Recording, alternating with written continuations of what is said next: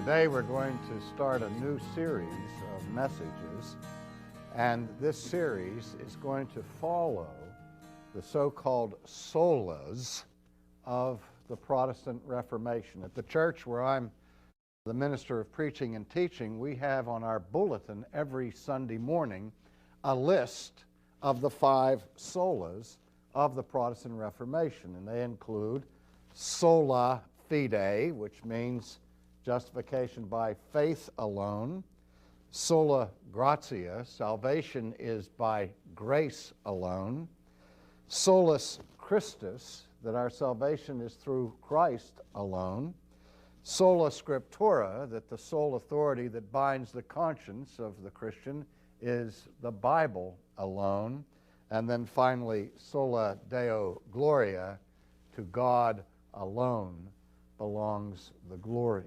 And so we're going to start our study of the solas by looking at the first one, sola fide.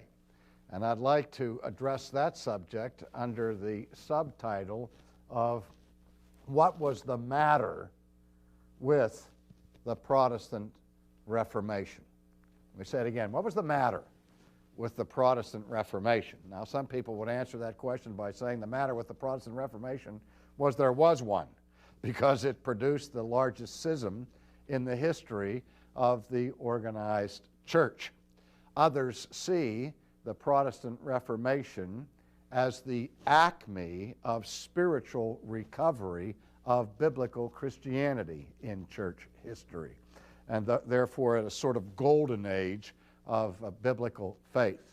Well, when I asked the question, what was the matter with the Protestant Reformation, I'm not using the word matter in the normal way that expression is indicated when we say what's the matter with something. We mean what's wrong with it or what was the fault of it. But I mean something quite different when I say what was the matter with the Protestant Reformation. What I mean by that is what was the essence, the substance, the stuff, or what we call in philosophy the material cause of the Protestant Reformation. What was the chief issue that provoked such massive consequences as this split that occurred in the 16th century? And when historians of theology and of church history look back to the 16th century, they'll often use distinctions originally set forth by the philosopher Aristotle when he distinguished between different types of causes, and they will distinguish between what's called the formal cause and the material cause. And when the church historians distinguish between the formal and material causes of the 16th century Reformation, they will say the formal cause, the intellectual background to the issue, was a dispute over the seat of final authority that binds the Christian conscience. And we'll look at that separately under the title of sola scriptura. But what is called the material cause, again, the substantive issue that was the core point of dispute, was the doctrine of justification. And the Protestant view is expressed in the shorthand of the Latin sola fide. And just as sola is similar to solo, if you take flying lessons and the first time you fly solo, that means that you fly the plane by yourself, that you fly it alone. And if you stand up in church on Sunday morning in the choir and sing a solo, that means no one else is singing with you.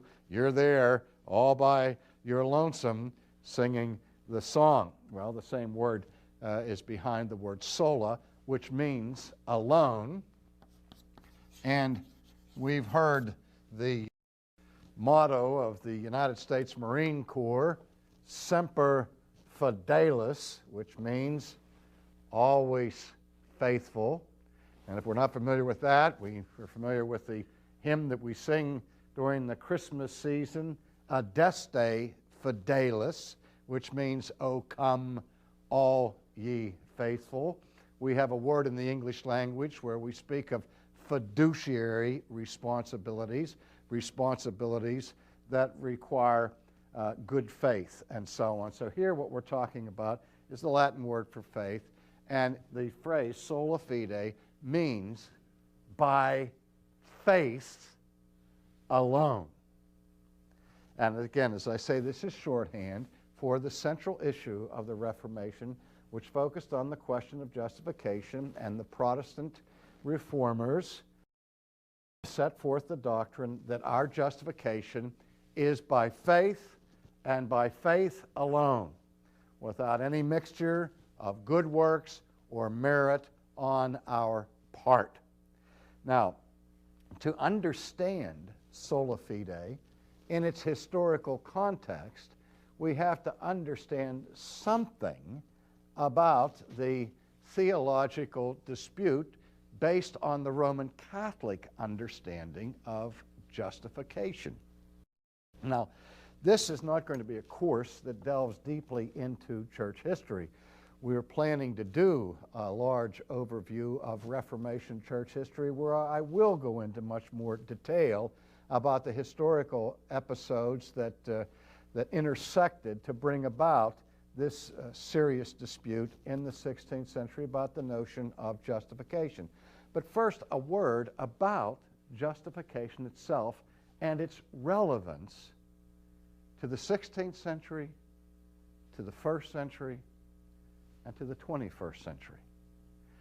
At the heart of this dispute was not a tangential debate over how many angels can dance on the head of a pin, or in a needless controversy over pedantic points of theology and of doctrine that professors disagreed about. But this issue touched the very heart of the Christian faith, because the question of justification is designed to answer the deeper question: how can an unjust person possibly survive the judgment of a just and holy God? Now, in our day, I find that people really don't care that much about the doctrine of justification. It has been reduced pretty much to a non-issue. Just as the differences among churches historically over the substance and the meaning of the gospel itself, that those differences have now been minimized as being no significant matter. Because we're living in a time, in the first place, of relativism that says truth is relative, or pluralism that says there are many different approaches to truth and views of truth, and doctrinal issues should never divide us, because what really counts are personal relationships, not doctrine.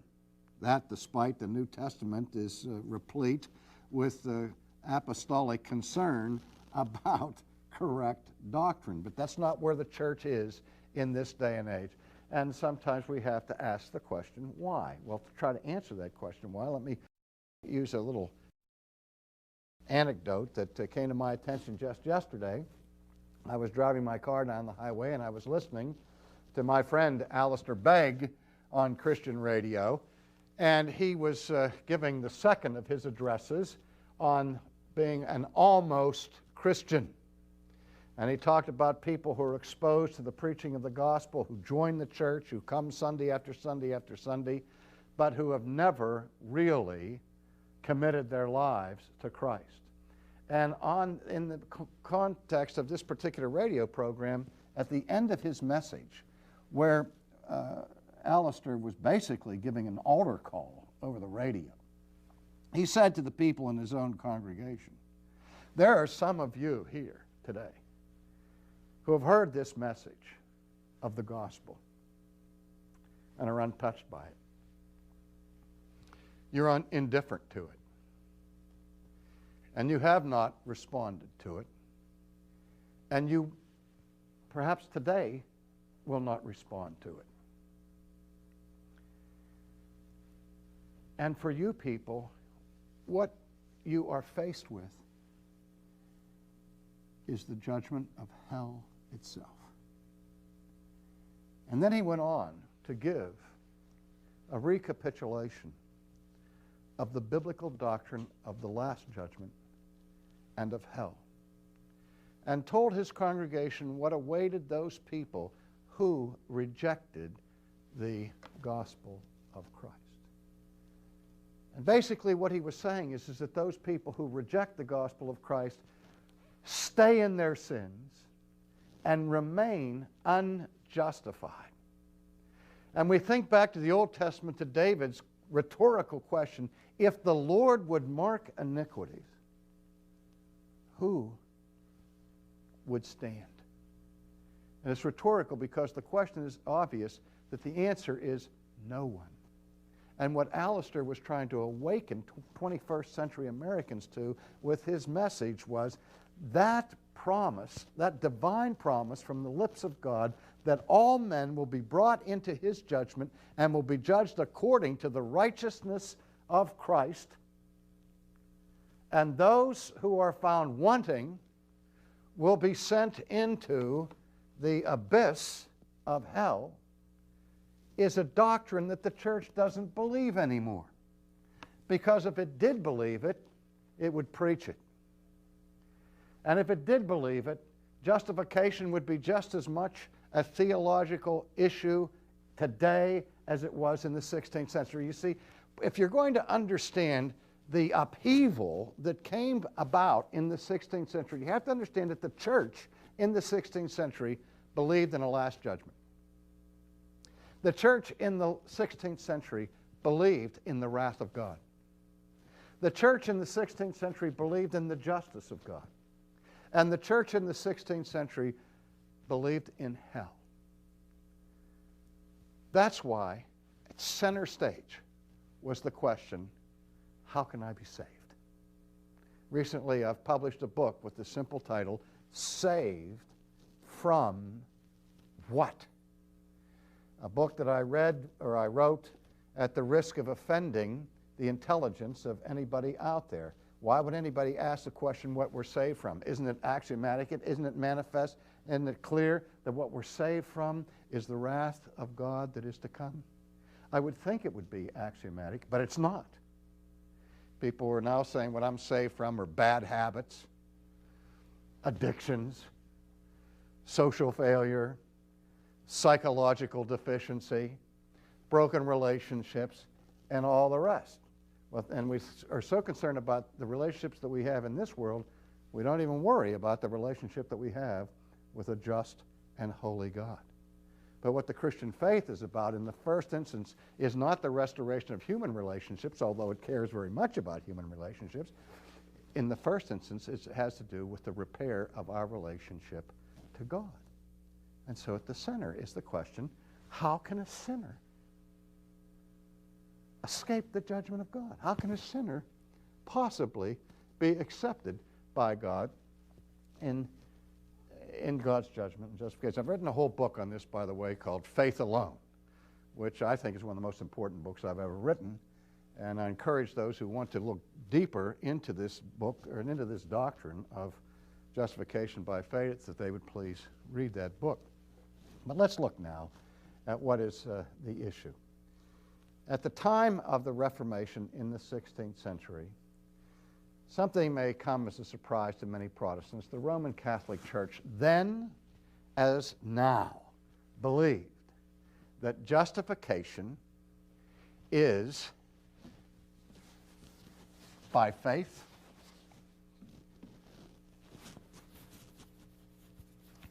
by grace, and by Christ. Three of the issues that are captured in the essence of Protestant thinking are, as I've already mentioned, sola fide, by faith alone, sola gratia, by grace alone, solus Christus, through Christ alone. And because of that, many Protestants believe that the Roman Catholic Church did not believe in justification by faith, or in justification by grace, or in justification by Christ. That's simply not true. because very early the church had to combat the heresy of Pelagius, an Irish monk who challenged St. Augustine in the early church and taught that people can be saved without grace, that people can achieve lives of perfect righteousness without any assistance from God. And so for Pelagius, people don't need grace, they don't need the help of Christ. He would say that grace and Christ facilitate salvation, that is, make it easier and assist in the process, but they're not absolutely necessary, that we have it within our own power to live lives of perfect righteousness. Now, you have to understand that the Catholic Church roundly and soundly condemned Pelagianism in the ancient world, again in the 16th century, and as recently as the Catholic Catechism. That the Roman Catholic Church emphatically does not believe that people can be saved by their own righteousness without any help from God. But what did they teach in the 16th century, and what do they continue to teach today? Well, they teach that faith is a prerequisite. Faith does three things for justification. Faith is what they call the initium, that is the initiation or the beginning of justification. They also say that faith is the fundamentum or the foundation of justification. And they also say that faith is the rhodex or the root of justification. So you see that faith is of critical importance according to the Roman Catholic Church in three ways with respect to justification. It's important to start the process of justification. It's the initiation. It's the foundation upon which justification is established. And third, it's the very core or root of our justification. So to say that the Roman Catholic Church doesn't believe that faith is necessary or that you can be justified apart from faith is simply to seriously slander and misrepresent the Roman Catholic Church. Secondly, the Roman Catholic Church has always taught that grace is necessary, a necessary prerequisite for justification. And without the grace of God that is infused into the soul sacramentally, which we'll look at more closely in a moment, without that grace, we'd be left back in the hopeless condition of Pelagianism, of having to try to earn our way into heaven simply on the ground and basis of our own righteousness and our own merit. And Rome rejects that. And of course, the Roman Catholic Church affirms the necessity of the atonement of Christ and of the work of Christ to help us in our justification. And so just in brief recapitulation, Rome believes that justification is by faith, it's by grace, and it's by Christ. What Rome doesn't believe is that justification is by faith alone, or by grace alone, or by Christ alone. But rather, it combines other elements. For example, in the Roman Catholic view, it is faith plus works that gives us justification. It is grace plus merit that gives us justification. It is Christ plus me and my inherent righteousness that gives me justification. That's the formula in a nutshell. The Reformers objected strenuously to this and said, no, our works do not count towards our justification. I'll explain that more later. That we have no merit of our own of any kind that we bring before God. As the hymn writer Augustus Toplady wrote in Rock of Ages, it's nothing in my hand I bring. Simply to the cross I cling. So this is crossed out by the Reformers. This is crossed out by the Reformers. And my inherent righteousness is crossed out so that you have faith alone, grace alone, Christ alone. Well, briefly, for the Roman Catholic Church, justification begins with baptism. And baptism is called by Rome the instrumental cause of justification. Now, what that means very simply is this. Back in Aristotle's day, when Aristotle divided different types of causes, he used an illustration of building a statue. And the material cause of the statue is the stone out of which the statue is made. The efficient cause is the sculptor who uses his instruments to bring about the shaping of the statue. But the instrumental cause would be the chisel and the hammer. The instrumental cause of Rembrandt's Night Watch was his paintbrush. It was the instrument he used to bring about the effect. And so, according to the Roman Catholic Church, the instrument that God uses to bring justification to the needy person is, in the first instance, the instrument of baptism. In baptism, the person who is baptized receives an inpouring or an infusion of what is called justifying grace, or what is called the grace of the righteousness of Christ. That is, when the person is baptized, something happens inwardly. The soul is infused with divine grace. And if that person cooperates with that infused or poured in grace in baptism, and not only cooperates with it, but assents to it. The Latin is cooperare et assentare. If you cooperate with that infused grace and assent to that grace, then you are in a state of justification, wherein you remain until or unless you commit mortal sin.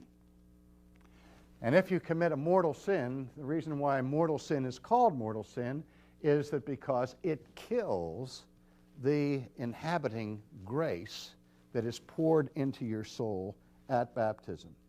So you have this infusion of grace, and that's good until you commit a mortal sin. When you commit a mortal sin, that grace is killed. It's destroyed.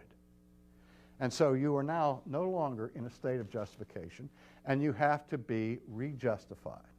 Well, that doesn't mean you go back to baptism, but there's a second sacrament that's crucial to this process in the Roman Catholic system, and that's the sacrament of penance.